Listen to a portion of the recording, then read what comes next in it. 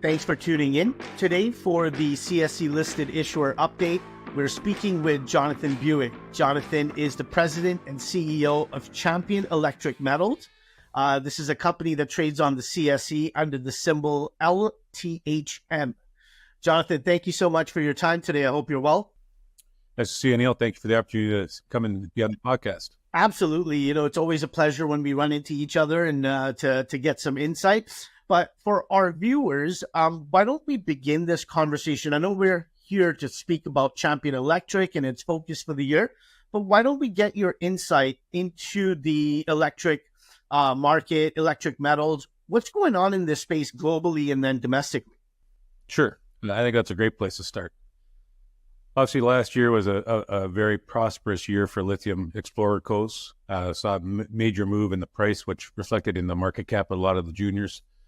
Certainly can point to Patriot and the success of Patriot and at the Corvette and advancing that asset. And they're our next door neighbor and share the same greenstone. So obviously we're paying close attention to them.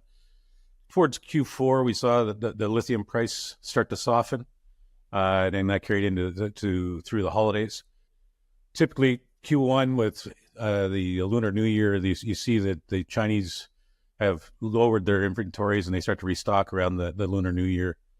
This year was no different, but I think there was additional pressure on the lithium price due to some of the challenges around the IRA Act and the West looking to set up and establish their own upgrading facilities and processing to remove the risk of China. And I think the market really didn't understand how influential China is on that. And I think we're now seeing the Chinese start to restock. The prices started to move. We certainly have our reach into a lot of lithium experts within our shareholder base, but also within our board. We've got a great board of lithium experts and industry people.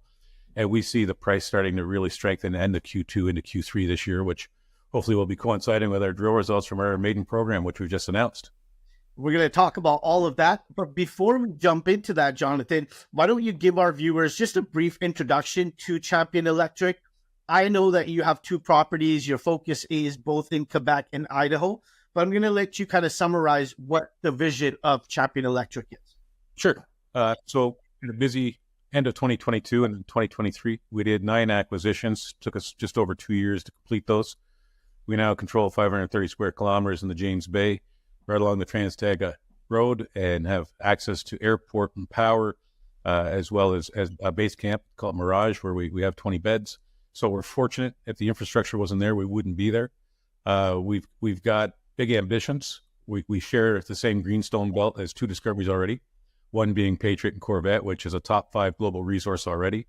And the other is Winsome with the Cobalt Project, which we think is probably right now a top 10 asset in Quebec, on its way to probably being a top 5 asset in Quebec. And so we think lithium and James Bay and the Quebec government, what they've committed to in creating an electric corridor along the St. Lawrence, we think it makes an opportunity for us as a new industry participant in the province to be a major player. Quebec seems to be really fostering the electric market and companies in the exploration stages that are within that region. And what about your project in Idaho? You want to summarize that a little bit? Yeah, we control and maintain 3 projects in the Idaho Cobalt Belt. One is a past producer called Twin Peaks. We did a couple of airborne programs there last year, as well as a sampling and mapping program. We do have a drill-ready target there. The market cap right now is all attached to the lithium exploration of Quebec, and we're not seeing a lot of love on the cobalt market. Cobalt is in some multi-year lows right now and is not in favor of the investment community. So we have those projects where we maintain control of those. We aren't spending any current capital there. Our current budget is geared towards the James Bay and our discovery, but we do think that cobalt has a role to play in the future of the company. We think strategically it makes sense. We've got a great jurisdiction in Idaho. We've got a very positive and favorable governor who's pro-mining, and the previous governor sits on the board of 2 junior mining companies, just to show you how engaged they are with the mining community. And so we think there is a role and a responsibility to those assets for us as a company. But currently, right now, the real focus and priorities in Quebec with the James Bay asset. You know, Jonathan, taking a quick look at your website, I see that the team was extremely busy in 2023 and going into the first 3 months of 2024. why don't we begin with 2023? Can you maybe walk us through some of the milestones that your company was able to meet? Sure. I think first, this is about the people. We were able to add a very highly regarded and credentialed new director in Gabrielle Pindar. Gabrielle's an engineer who's been involved in building 11 mines around the world, including one in Quebec when he was with ArcelorMittal. His most recent post was as founder, director, and COO of Lithium, which went from a grassroots exploration to takeout by Xinjiang in China for $940 million in February 2022. He not only joined our board, but he has now become our largest shareholder. He joins Paul Fornazari, myself, and Patrick Highsmith. All have been involved in multiple transactions in the lithium space. Paul was one of the founders and first chairman of Lithium Americas. He then left that board with Gabrielle and formed Lithium. And Patrick Highsmith, who's the technical director, forms most recently with Fortescue for non-ferrous investments out of Australia, including lithium. I met him in late 2000s when he was CEO of Lithium One. He hired my firm, Harp Capital, to seek a partner. We brought him LG, GS Caltex, and Cress into the Cielo de Vida. What I would say about each of those projects is each of them went from a discovery through to a mining decision. And that's what we expect to be doing with our lithium asset in Quebec. We think we have the right skill set, we have the right land package, and we're out to deliver a discovery for our shareholders this year. And Jonathan, you mentioned in 2024, obviously there's been a steady flow of news when it comes to the Quebec property in James Bay. And you guys have just permitted a drill program. Can you maybe walk us through on what you and your team expect? Sure. I think there was a lot of positive things that came out of 2023. I think we also faced challenges, not just us, but within Quebec. We were impacted directly by the forest fires. For context, a typical forest fire season in Quebec is about 16,000 hectares. Last year, just in the James Bay, 1.7 million hectares were in the forest fires. So ravaged the area. It really severely impacted the communities. That allowed us to actually establish a good dialogue and framework for a relationship with the First Nations. We engage with them regularly. We've actually started a GoFundMe page to support the community and see where we can play a difference wherever we can. And then in addition to that, it has been collectively, the 9 acquisitions, putting those together, doing the work. We did airborne programs, we had boots on the ground, we did sampling and mapping, we came in with additional airborne. We then came back, and from the tills, we had a lithium boulders discovered on the property, lithium crystals throughout the property. Came back in the first quarter of this year, did a gravity program, have highlighted a priority target. We have multiple, but we have a priority target, and that's where the maiden program was announced last week, and that drill has started to turn. And these are the things that we built to. Our job as a management team is to remove the risk. We've done that. We've gathered layers of data. And now the ultimate truth serum is the drill bit, and it's turning, and we're expecting big results out of that.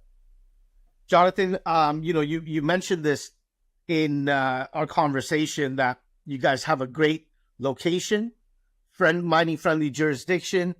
You're next to some discoveries and some really good companies like Patriot and Winston.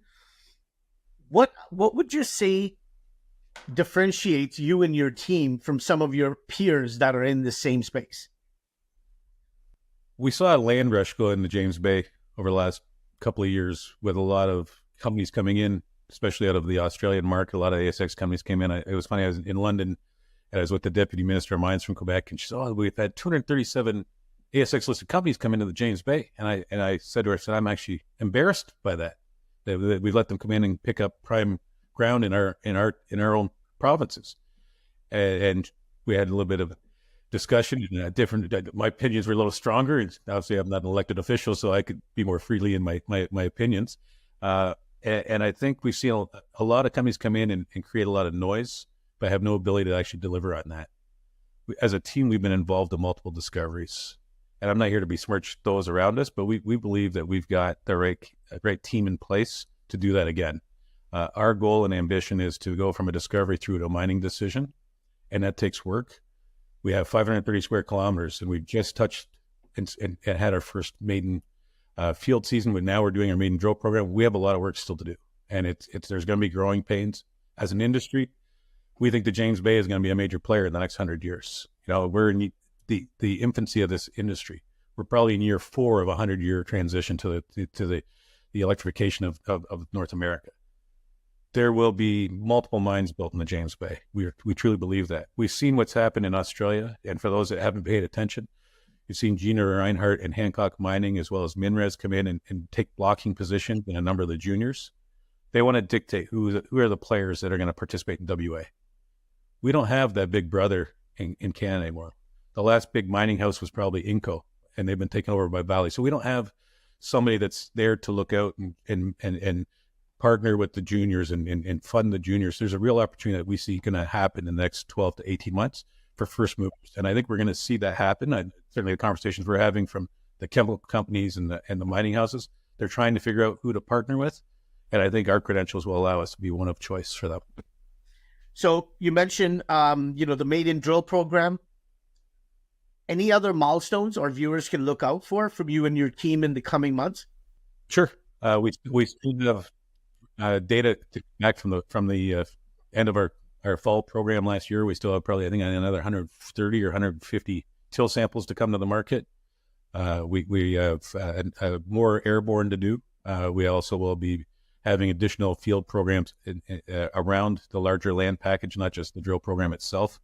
We will be having a very robust summer program, additional sampling, mapping, more gravity, some more EM. So we are continuing to expand our knowledge base and the data set around at the property.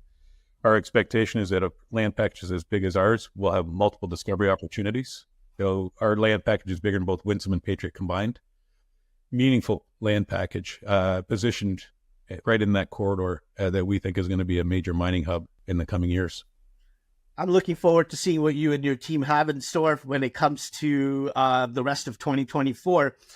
Jonathan, we always encourage our viewers to go to your website, do their due diligence, read up on the team's background, sign up for your newsletters and press releases. You mentioned a GoFundMe link when it comes to you and your team working closely with the First Nations groups. You want to maybe talk a little bit about your relations and how you fostered it in James Bay? Sure. I mean, we're new entrants to the territory. And so when we made our first announcement in September of 2022, I reached out to the chief and introduced myself and our ambitions and then had ongoing dialogue intermittently. And then when the fires happened, reached out, said, look, what is it that we can do? We're new, we're your neighbor, but we want to share your challenge. How can we help? And so we started having regular conversations, and it became aware to us that there was a significant member of the community is youth. 60% of the population is under the age of 30, and it's quite remote, quite harsh weather. So they have, challenges with activities and also equipment. And so our initiative is what we're trying to do right now is to raise the funds to allow us to provide some sports equipment and sports facilities for the community and the youth within the community, so that they have somewhere to go and spend time and hopefully have a healthier outlook to each day. So to our viewers, as you go to the website, sign up for press releases and do your diligence, we encourage you to take a look at that GoFundMe link and what it does for the First Nations communities in that region as well. I'm sure that's available on your website. Where would you like to direct our viewers, John?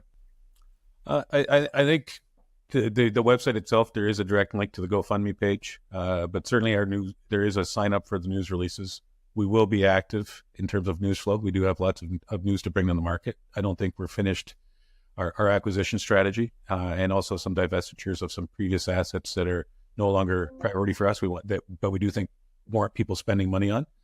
And then we'll be actively participating in various conferences throughout the calendar year. But the real milestones will be driven by the drill bit, and we think that that's something that people should be paying attention to and hopefully putting us on their watch list. And my shareholders are my partner, and that's who we work for.